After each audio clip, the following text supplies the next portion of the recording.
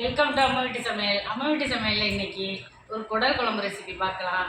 நல்லா குடல் எடுத்து சுத்தம் பண்ணி அலசி குழம்பு வச்சுருக்கேன். இதனால் இட்லி தோசை எல்லாத்தோடையும் வச்சு சாப்பிட்லாம். ரொம்பவே டேஸ்ட்டாக இருக்கும்.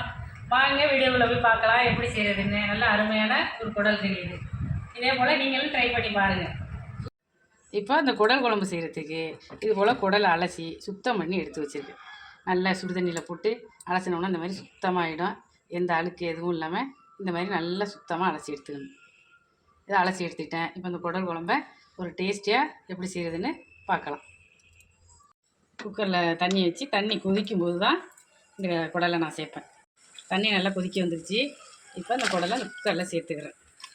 நல்லா சுடுதண்ணியில் போட்டு அலசி மறுபடியும் சுடுதண்ணி ஊற்றி அலசி எடுத்தோம்னா நல்லா இந்த மாதிரி சுத்தமாக இருக்கும் குடல்.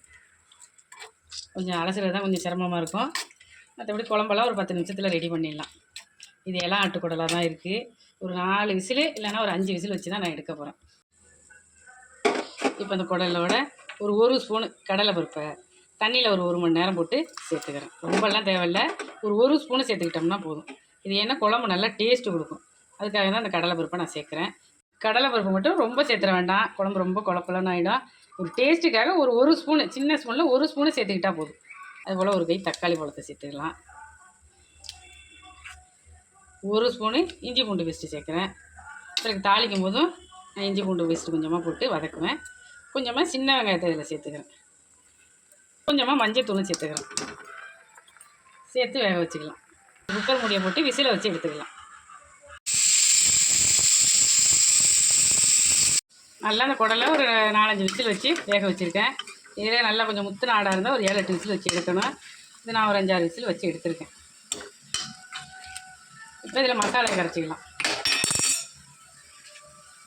ஒரு 2 ஸ்பூனு மல்லித்தூள், ஒரு 1.5 ஸ்பூனு மிளகாத்தூள், மஞ்சத்தூள் ஏற்கனவே போட்டுருக்கோம். பார்த்துக்கிட்டு சேர்த்துக்கலாம். இது இந்த குடல் குழம்புக்கு தேவையான உப்பு சேர்த்துக்கிறேன். தேவையான தண்ணியும் சேர்த்துக்கிறேன். ரொம்பவும் திக்காக இல்லாமல் ரொம்பவும் தண்ணியாக இல்லாமல் நல்லா இட்லி தோசை கூட ஊற்றி சாப்பிட்ற மாதிரி இதை வைக்கிறேன் நான். நல்லா அந்த மசாலையெல்லாம் ஒரு 10 நிமிஷம் நல்லா கொதிக்கட்டும். மசாலாவோட பச்சை வாசனை போகிற அளவுக்கு கொதிக்கட்டும். இப்போ ஒரு தாளிப்பு கொடுத்துக்கலாம். தேங்காய் சோம்பெல்லாம் அரைச்சி வச்சுருக்கேன். லாஸ்ட்டாக சேர்த்துக்கலாம். நல்லா கொதிக்கட்டும். நல்லா கொதிச்சிக்கிட்டு இருக்குது. இதில் கொஞ்சம் மட்டன் மசாலா போட்டு சேர்த்துக்கிறேன். ஒரு 1/2 ஸ்பூனு சேர்த்துக்கிட்டால் போதும். சும்மா ஒரு வாசத்துக்காக தான்.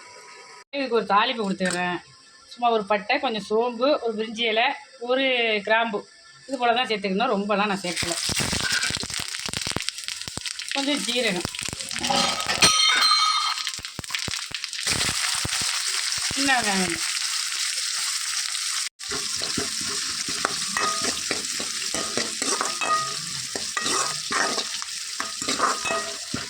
நல்லா வதக்கிக்கணும்.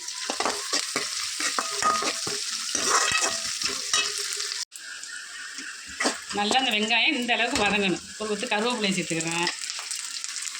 கொஞ்சமாக இஞ்சி பூண்டு பேஸ்ட்டு சேர்த்துக்கிறேன். கொஞ்சம் தக்காளி, எல்லாத்தையும் சேர்த்து நல்லா வதக்கிடுறேன். இந்த மாதிரி இஞ்சி பூண்டு பேஸ்ட்டு தாளிக்கும் போது கொஞ்சம் சேர்த்தோம்னா தான் நல்லா வாசமாக இருக்கும். கொஞ்சம் தாளிப்பு குழம்புல சேர்த்துக்கிறேன். ஒரு சிம்மில் 5 நிமிஷம் போட்டால் போதும். தேங்காய் பேஸ்ட்டு சேர்க்கணும்னா அதையும் சேர்த்து காட்டு. நல்லா இந்த அளவுக்கு நல்லா வச்சுருங்க. நல்லா வாசமாகவும் நல்லா டேஸ்ட்டாகவும் இருக்கும். இப்போ லாஸ்ட்டாக சோம்பு தேங்காயை அரைச்சி வச்சுருக்கேன். அதையும் இப்போ சேர்த்துக்கிறேன். ஒரு மூடியை போட்டு மூடிடலாம். ஒரு 5 நிமிஷம் சிம்மில் போட்டுறணும். நல்லா இட்லி தோசை சப்பாத்தி எல்லாத்தோடையும் வச்சு சாப்பிட்லாம். ரொம்பவே டேஸ்ட்டாக இருக்கும். அது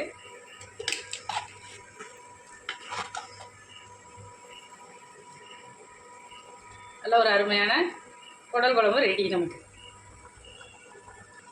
இப்போ இட்லி எடுத்துருக்கேன். இட்லி கூட இதை நான் சர்வ் பண்ணிக்கிறேன். எடுத்துக்கிறேன்.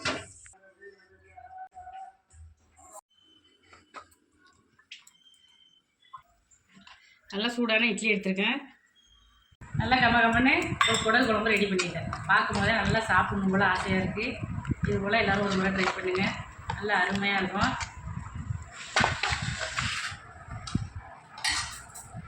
இப்போ இந்த இட்லியில் இதை ஊற்றி சாப்பிட்டுக்கலாம். நல்லா ஊற வச்சு அருமையாக சாப்பிடலாம். நல்லா இட்லி, தோசை, சப்பாத்தி எல்லாத்தோடய வச்சு சாப்பிடலாம். ரொம்பவே டேஸ்ட்டாக இருக்கும். இது போல் நீங்களும் ஒரு முறை ட்ரை பண்ணி பாருங்கள்.